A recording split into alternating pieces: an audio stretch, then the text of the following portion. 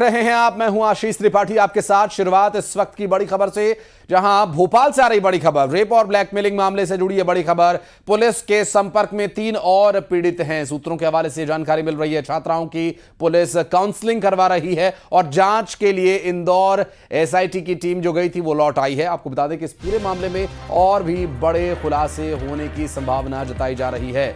मिल रही जानकारी के अनुसार अभी पुलिस उन पीड़ित छात्राओं की काउंसलिंग करवा रही है जो इस पूरे मामले में अभी हाल ही में सामने आई हैं। हालांकि सूत्रों के हवाले से मिल रही जानकारी के अनुसार अब इस पूरे मामले में जांच के लिए इंदौर गई एसआईटी की टीम लौट आई है और अब मामले में कई बड़े खुलासे हो सकते हैं।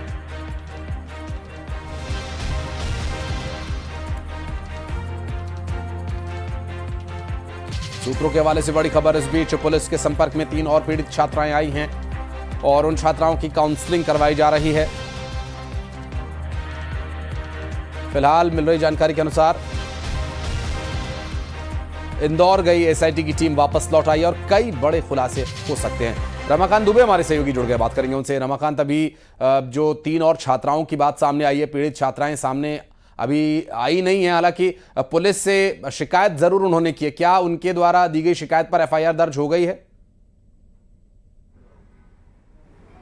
जी, मैं आपको बता दूं कि अभी इस पूरे मामले में सूत्रों के मुताबिक ये जानकारी सामने आई है कि 5 एफआईआर जो अभी तक हो चुकी हैं और 3 और छात्राएं जो हैं वो पुलिस के संपर्क में हैं और पुलिस उनकी काउंसलिंग कर रही है ताकि वो छात्राएं जो है अपनी शिकायत दर्ज कराएं, उस पर एफआईआर दर्ज कराएं और कुछ नए आरोपियों के नाम भी इस पूरे मामले में सामने आ सकते हैं।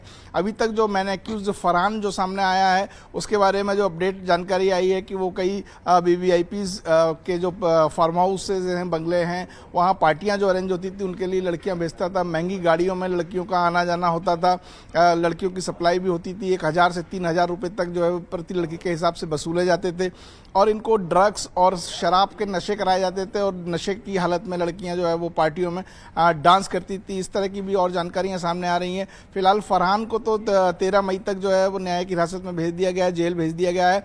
और इसी मामले में एक और एक्यूज जिसका नाम सामने आया था, हामिद ने जो सुसाइड कर लिया था, उसके सुसाइड केस की फाइल दोबारा खोली जाएगी और कहीं ना कहीं ये मानकर चल रही है पुलिस इस पूरे मामले में कि हामिद भी इस दुष्कर्म के मामले में शामिल हो सकता है और उसने सुसाइड क्यों किया था इसकी भी पूरी जांच की जाएगी, पूरी जानकारी जुटाएगी। और जो नई ये 3 पीड़ित छात्राएं जो पुलिस के संपर्क में आई हैं, अगर ये अपनी तरफ से एफआईआर या शिकायत दर्ज कराती हैं, हालांकि अभी इनकी काउंसलिंग की जा रही है, तो कुछ और नए आरोपी भी इस पूरे मामले में सामने आ सकते हैं और ये एक बड़ा रैकेट जिस तरह से भोपाल में चलाया जा रहा था, इस पूरे सिंडिकेट का भी खुलासा हो सकता है कि आखिर इसके पीछे बड़े और रसूखदार कोई नाम शामिल हैं या नहीं। क्योंकि जिस तरह से पूरी तरह बेल प्लान के तहत ये चीज़ें की जा रही थी, छात्रा को फंसाया जाना, दुष्कर्म किया जाना, वीडियो बनाया जाना, वीडियो वायरल करने की धमकी देना और इस तरह की सारी चीज़ें जो है वो आरोपियों के दिमाग में कहीं ना कहीं प्लान था।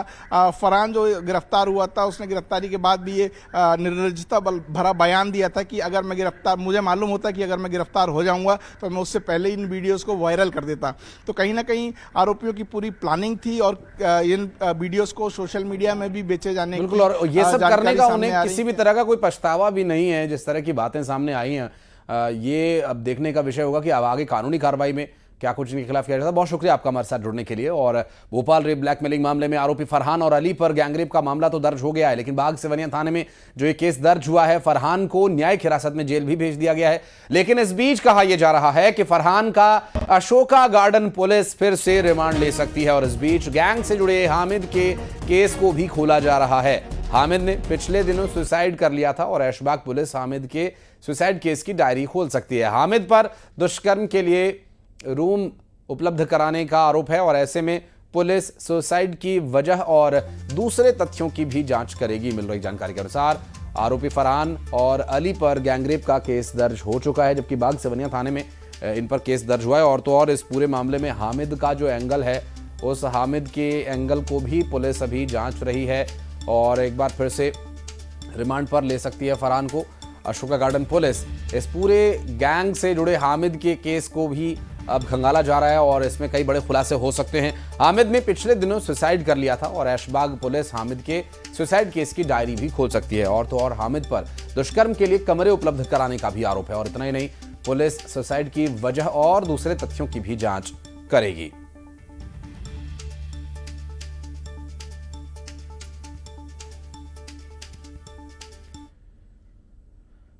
और इस पूरे मामले में बड़ी खबर है, क्लब 90 के मालिक ने इस पर सफाई दी। रेप ब्लैकमेलिंग के आरोप को खारिज करते हुए क्लब 90 को सील करने की बात को अफवाह बताया। रेप और ब्लैकमेलिंग केस से कोई लेना देना नहीं है। क्लब 90 में अनैतिक काम की कोई जगह नहीं है, ये कहना है क्लब 90 के मालिक का, जिसने इस पर सफाई दी है। दरअसल आरोप ये लगा था कि इसी क्लब में लड़कियां आती थीं और ये जो सब कुछ हुआ इसमें क्लब 90 का बहुत बड़ा हाथ है, ऐसे आरोप लगे हैं। हालांकि क्लब 90 के मालिक ने इस पर सफाई देते हुए कहा कि क्लब 90 का इससे लेना देना कोई नहीं है, और तो और इसमें क्लब 90 को सील किए जाने की बात को भी अफवाह क्लब 90 के मालिक ने बताया। और रेप और ब्लैकमेलिंग मामले से इसका कोई लेना देना नहीं है। क्लब 90 में अनैतिक कार्यों की कोई जगह नहीं है। को लेकर के रूमर्स फैलाया जा रहा है कि पुलिस प्रशासन ने इसको सील किया है, ये सरासर गलत है। इस लव जिहाद या जो भी कंसर्न मैटर हो चल रहा है आजकल ये न्यूज़ में, सोशल मीडिया में, न्यूज़ में, इसका क्लब 90 से कोई भी वास्तविकता नहीं है। और बढ़ते आगे, भोपाल सांसद आलोक शर्मा ने पहचान छिपाकर शादी करने और बाद में धर्म परिवर्तन के लिए दबाव बनाने वालों की नसबंदी करवाए जाने की मांग की है। उन्होंने कहा कि ऐसे लोगों पर एमपी सरकार कार्यवाही कर रही है। भी करा दी जाए, जिससे कि नसबंदी होगी तो भविष्य में इस प्रकार की घटनाओं की पुनरावृत्ति नहीं होगी। आने वाले समय के अंदर हिंदू समाज की बहन बेटियों के ऊपर कोई भी दूसरे संप्रदाय का व्यक्ति आंख उठाकर भी नहीं देखेगा। ऐसे लोगों के ऊपर भोपाल का हिंदू समाज सीधी कार्रवाई करने के लिए तैयार है।